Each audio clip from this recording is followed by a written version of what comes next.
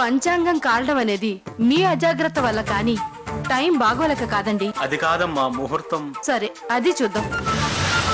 మీ దగ్గర పంచాంగం కాలిపోతే మా ఇంట్లో ఉంది.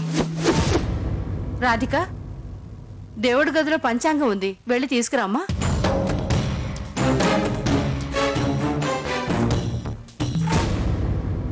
ఇప్పుడు చూడండి పంతులు గారు, నిజంగా ముహూర్తం బాగుండకపోతే నిజంగానే శోభనం ఆపేద్దాం.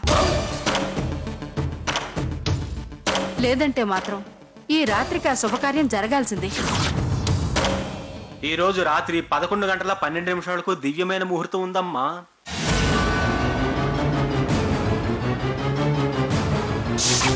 నిన్న జరిగిన గొడవ వల్ల అమ్మని బామ్మని పిలవడం లేదు. ఆ అమ్మాయి పుట్టింటి వాళ్లే ఈ ఏర్పాట్లన్నీ చేయాలట. నా పుట్టింటి తరఫున నువ్వే ఉన్నావు కనుక ఆ లోటు నువ్వే తీర్చాలి. నువ్వు పెద్దగా ఏం కష్టపడక్కర్లేదు, మా గది అలంకరిస్తే చాలు. నేను అలంకరించడం ఏంటక్కా? చాలా మంది ఉన్నారు, నా వల్ల కాదు. నీ మనసులో ఏదో పెట్టుకునే తప్పుకుంటున్నావు. నీ మనసులో ఎలాంటి భావన లేకపోతే మా గది నువ్వే అలంకరించు. నిజంగా నీ మనసు నిర్మలంగా ఉంటే మా మంచం కూడా నువ్వే అలంకరించు. నాకు ఆ లోటు తీర్చు, లేకపోతే జీవితాంతం ఆ లోటు ఉండిపోతుంది. నీ దేవుడు కృష్ణుడు కూడా పెళ్ళయ్యాక రాధికకి దూరమయ్యాడు, సత్యకే దగ్గరయ్యాడు. పాత పురాణమైనా ప్రెజెంట్ లైఫ్ అయినా అలాగే జరగాలి. అదే జీవిత సత్యం. తెలిసిందా? ఇదేంటి బెడ్ నువ్వు అలంకరిస్తున్నావు? ఇదంతా పుట్టింటి వాళ్లే చెయ్యాలట కదండి, అందుకే. కరెక్టే రాధిక, పుట్టింటి వాళ్లే చెయ్యాలి. కానీ పెళ్ళి అయిన వాళ్ళు,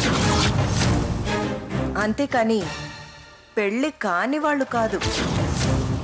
అసలు నీలాంటి పెళ్ళి కాని అమ్మాయిలు శోభనం గదిలోకే రాకూడదు, తెలుసా?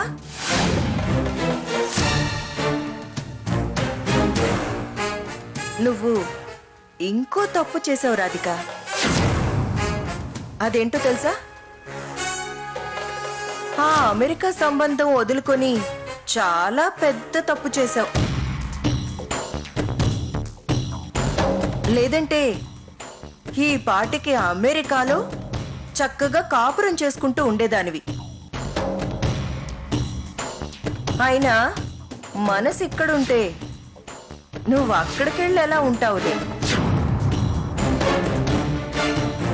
అది సరే కాని శుభమా అని మీ అక్కకి శోభనం జరుగుతుంటే ఏడుస్తూ అలంకరిస్తున్నావేంటి? ఓ, నీకు మిస్ అయిందనా?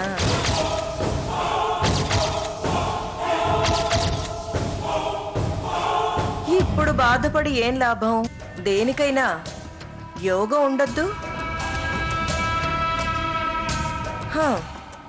సర్లే, బాగా అలంకరించు.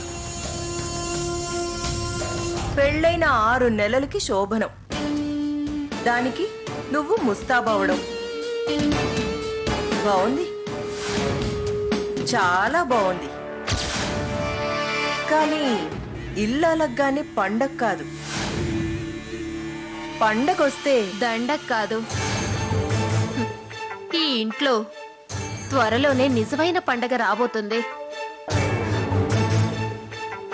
అది నా కడుపు పండింది అనే పండగ, వారసుడు పుట్టాడు అనే పండగ. ఏ చెప్తుంటేనే దడ పుడుతుందా? ఇక నిజమైతే నీకు గుండె దడ కాదు, ఏకంగా నీ గుండె ఆగిపోతుంది.